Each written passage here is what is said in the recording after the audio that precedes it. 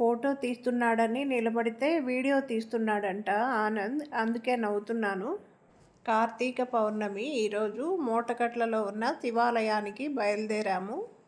కార్తీక మాసంలో తీసిన వీడియో చైత్ర మాసంలో పోస్ట్ చేస్తున్నా వెరైటీగా ఉంటుందని. అదేం లేదు, అలాగే ఉండిపోయింది. అందుకని ఇప్పుడు పోస్ట్ చేస్తున్నాను. ఆకాశంలో మేఘాలున్నాయి. మేము ఎప్పుడైనా బయటికి వెళ్ళేటప్పుడు వర్షం వచ్చేటట్లు ఉంటే నాకు చాలా ఇష్టం. రోడ్డు అయితే బాగా గుంతలుంది, అందుకే బాగా ఊగుతోంది. అదే విషయం చెప్తున్నా ఆనంద్తో. గుడికి వచ్చేసాము. మూటకట్లలో ఉన్న శివాలయం ఇది.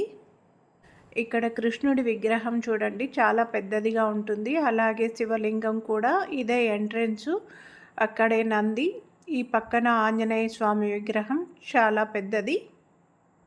ఇంకా లోపలికి వెళ్దాం. చూడండి, ఇక్కడ చాలామంది జనాలు ఉన్నారు. అర్లీ మార్నింగ్ నుంచి కంటిన్యూగా వస్తూ ఉంటారు. గుడిలో గంటల సౌండ్ వస్తూ ఉంటుంది కాబట్టి ఇక్కడ వీడియో సౌండ్ ఆఫ్ చేయకుండా కొంచెం తగ్గించి అలాగే పెట్టాను. గుడి గంటల సౌండ్ వినడానికి చాలా బాగుంటుంది కదా. అలాగే సహజమైన కోలాహలం వినిపిస్తూ ఉంటుంది. ఇక్కడ కొంతమంది మా స్టూడెంట్స్ కనిపించారు. వాళ్ళు కూడా దీపాలు పెట్టడానికి వచ్చారు. కార్తీక మాసం శివుడికి చాలా ఇష్టమైనది కదా. దీపావళి పండుగ అయిపోయిన మరుసటి రోజు నుంచి కార్తీక దీపాలు వెలిగించడం మొదలు పెడతాము. అలా ఈ కార్తీక మాసం అంతా కూడా రోజు తెల్లవారుజామునే దీపాలు వెలిగిస్తాము కదా. అన్నీ తీసుకొచ్చాను కానీ పూలు మాత్రం లేవు ఈరోజు మా ఇంట్లో. టౌన్కి వెళ్ళకుండా అలాగే వచ్చేసాము. దారిలో ఎక్కడైనా కనిపిస్తాయేమో తీసుకుందాం అనుకున్నాము, కానీ ఎక్కడా దొరకలేదు. అందుకని ఇంకా అలాగే దీపాలు వెలిగించేస్తున్నా. పువ్వులు లేకపోవడం, కొంత వెలితిగా ఉన్న పసుపు కుంకుమలు ఉన్నాయి కదా, అందుకని సరిపెట్టుకున్నాను. పసుపు కుంకుమలతో పద్మం ముగ్గు వేసి దాని మీద అరిటాకు ఉంచాను. ఇంకా దీపం వెలిగించి కొబ్బరికాయ కొట్టాలి.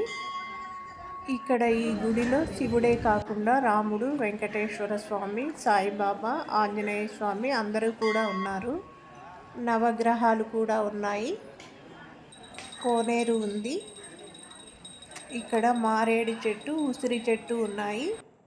అలాగే రావి, వేప చెట్టు కలిసి కూడా ఉన్నాయి. ఈ గుడి ఎప్పుడు నిర్మించారు, దీని యొక్క ప్రాధాన్యత అయితే నాకు పూర్తిగా తెలియదు.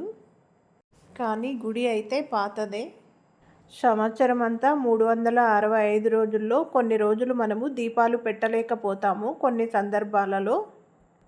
అలాంటి దోషం ఏదైనా ఉన్నా ఈరోజు 365 ఒత్తులు కలిగిన దీపాలు వెలిగిస్తే ఆ దోషమంతా కూడా ఇక్కడ పరిహారం అవుతుంది అని ఒక నమ్మకం.